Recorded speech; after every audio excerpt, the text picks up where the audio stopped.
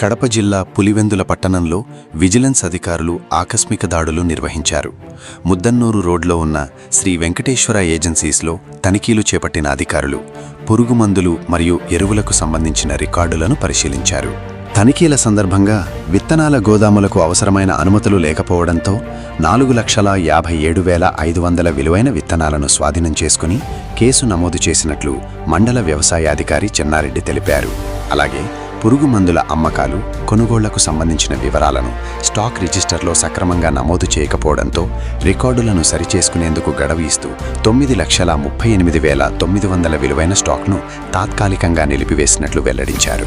ఈ దాడుల్లో vigilance and enforcement వ్యవసాయాధికారి G Lakshman Kumar, head constable SMD Rafi, స్థానిక వ్యవసాయాధికారి చెన్నారెడ్డి పాల్గొన్నారు. నా పేరు వి చెన్నారెడ్డి, మండల వ్యవసాయాధికారి పులివెందుల. ఈ రోజు అనగా 23/6/2026 తేదీన విజిలెన్స్ అండ్ ఎన్ఫోర్స్మెంట్ ఎస్పీ గారి ఉత్తర్వుల మేరకు పులివెందుల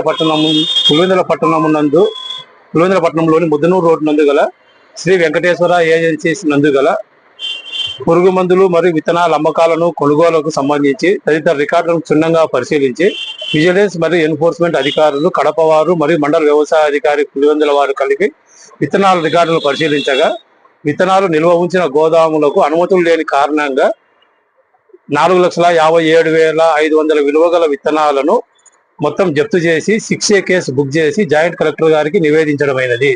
అదేవిధంగా పురుగు మందులకు సంబంధించి స్టాక్ రిజిస్టర్ నందు సరిగా అమ్మకాలు, కొనుగోలు వివరాలు నమోదు చేయనందున రికార్డులను మొత్తం సరిచేసుకున్నట్టుకు గడువు ఇస్తూ 619 లీటర్ల పురుగు మందులు, వాటి విలువ 9,38,900 అమ్మకాలను తాత్కాలికంగా నిలుపుదల చేయడమైనది.